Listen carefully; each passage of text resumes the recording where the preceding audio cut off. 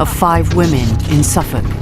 3 of their bodies have revealed compelling DNA evidence, pointing to local man Steve Wright.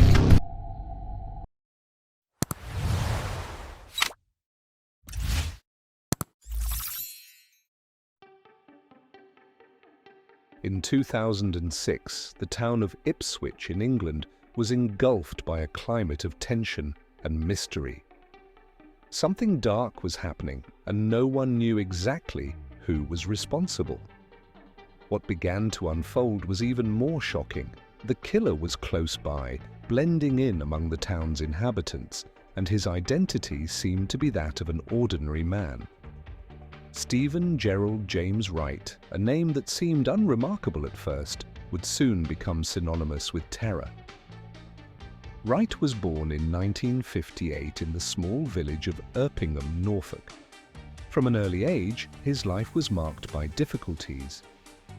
He was the second of 4 children born to Conrad, a military policeman, and Patricia, a veterinary nurse.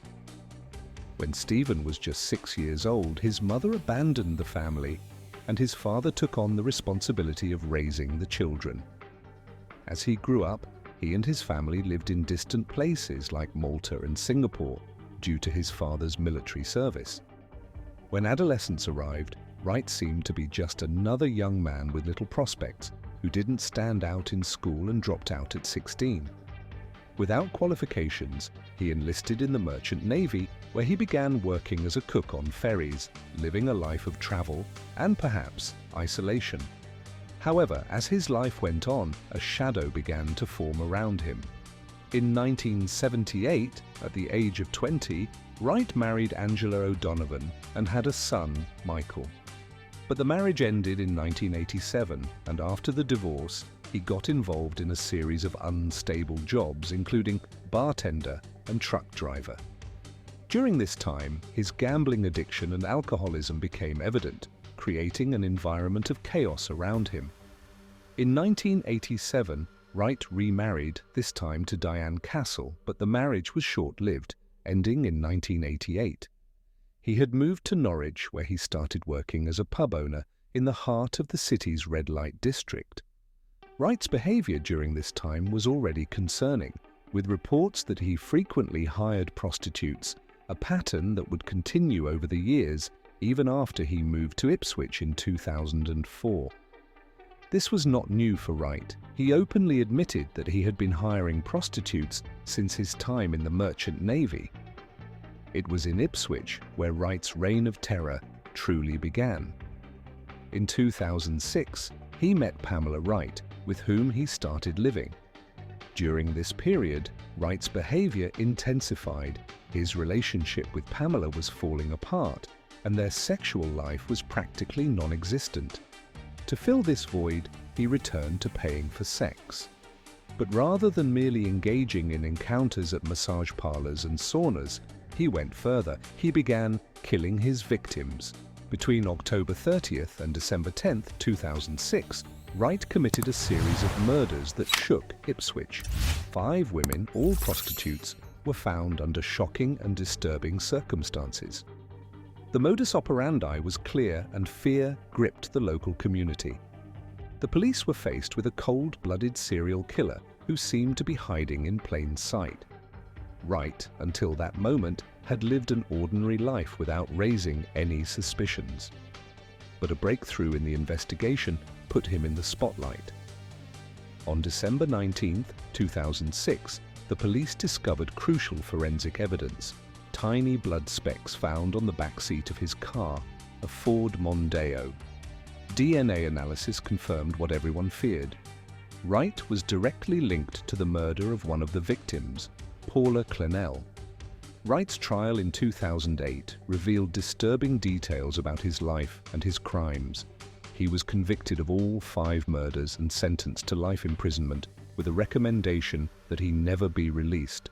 However, even behind bars, the mystery surrounding his figure did not fade. Wright remained an enigma to the police, and new cases began to emerge, raising doubts about how many more people he might have killed before his arrest. The police reopened investigations into old disappearances and unsolved cases, including the disappearance of Victoria Hall, a 17-year-old girl who was found dead in 1999 after vanishing in Suffolk. Investigators began to suspect Wright's involvement, and he was charged with her murder in 2024. Furthermore, connections between Wright and other cases began to surface, including the missing Susie Lampler, whose case has remained unsolved since 1986. Although the police dismissed this line of investigation, criminal experts still question Wright's involvement in a series of disappearances and murders throughout his life. The disturbing details didn't stop there. Throughout his life, Wright was linked to several other disappearances of women in cities like Norwich, where he had also lived. The police revisited these cases, considering the possibility that he was responsible for a series of unsolved murders. Among the potential victims were Natalie Pearman, Amanda Duncan, and Michelle Bettles, women who vanished in different years. The fact that Wright had worked in pubs located in prostitution areas and was a frequent visitor to these places raised suspicions that he might have been involved in these crimes as well. Investigations into these old cases are ongoing, and the figure of Stephen Wright remains shrouded in mystery. Did he really commit more murders than known? How many lives did he destroy before he was finally caught? What else does he hide in the shadows of his life?